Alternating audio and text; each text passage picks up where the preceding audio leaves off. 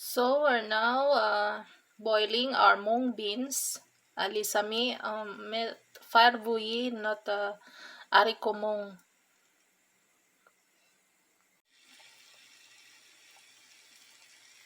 So lisami sinot ingredient po sit reset on adisi le mung bean.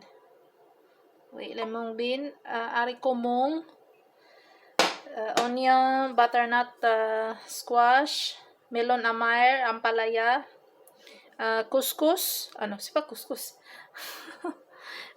What's this? Quinoa. The rest of the quinoa from the cake I did the other day, beef that I cooked already the other night, yesterday night, and we have here tomato in can, homemade. This one cellulose. This one cabbage, chinois cabbage, chinois chou, sa aubergine, eggplant, and celery, lait coco, coconut milk, onion bars, spring onion, garlic, and this one here is curry powder, curcuma, curry powder, turmeric,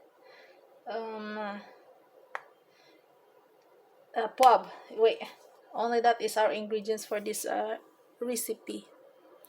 Actually, Philippine on pabaswen lid coco si correct pabaswen sa peski sa not actually the quinoa is not really included, but I have the rest, so I will include in this recipe.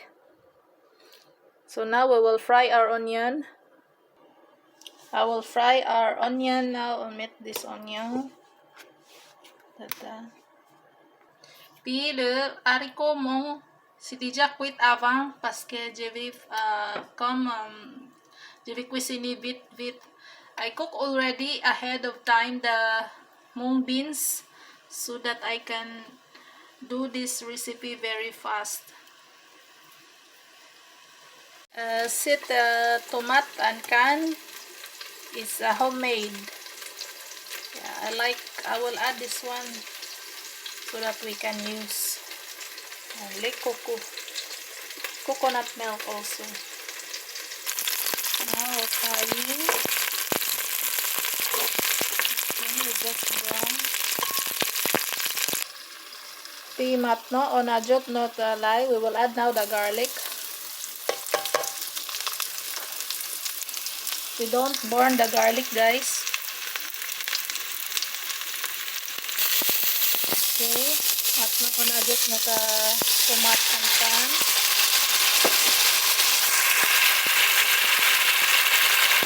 After that, the mata on adjust we add the quinoa and the mung bean. Yes, and then we will add the meat. So that's our meat.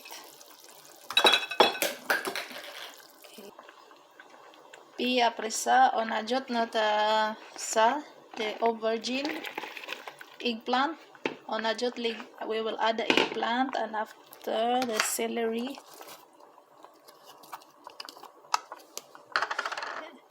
and this butternut squash. I will mix that one.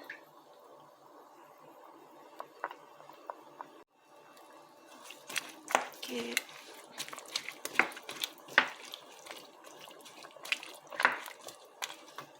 Be on it the cover. Now we're putting the cover. On it the cover. So it's like that. I forgot the meat chou flour. I will add now the cabbage and the Chinese cabbage. Just like that. And after that this one, the amer melon amer, the ampalaya. So we're not mixing this anymore on po pa melange sa matno. Si on milansa legut desit melon amer si brema amer. So les kamsa umitli ko via basic lefu. We will lower the heat after this one. We will put the cover. Okay. And we will low heat. Like that, guys. Qu'est-ce qui reste? C'est le coco. What's left? It's milk, curry powder, poudre cari, curcuma, turmeric powder, and spring onion ba? O najut sa dernier ma. Kan le reste des épices, les coco, onion ba, o najut sa dernier ma. Kan c'est legume, melon amer is cooked, pas cuit. When the ampalaya or bitter melon is cooked, we will add the rest of the ingredients. So I increase the heat, guys, into 6. And then see, it's boiling fast. Now we will reduce the heat. See, it's beautiful, right? Kan saboy matno on babesi lepo. Now it's boiling. We will reduce the heat. Like that.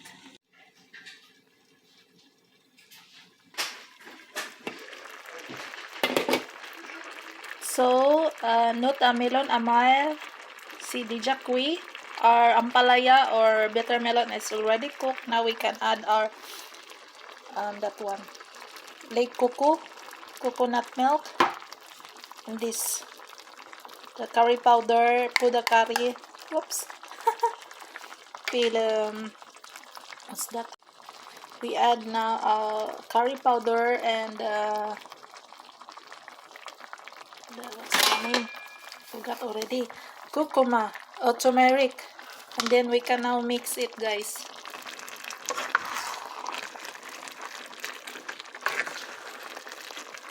Because I don't mix this recipe once the bitter melon is not cooked. I don't like a better taste of the vegetable, guys.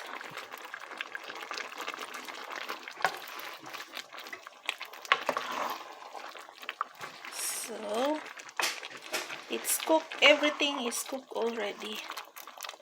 Now if you want to add some Maggi or Nor cubes, chicken base, it's up to you. Me, I will taste it first because the meat is already marinated with salt and pepper. I don't want salty. Anyway, when we're eating, we can adjust that one. So everything is cooked. We're eating this one, guys. No rice, only this one. No rice or potato. Because we're on a diet. So now we will add this spring onion. So it's cooked, guys. Bon appetit. Thank you for watching. God bless. Please subscribe and ring the bell button. Thank you so much. Much appreciated. God bless us all.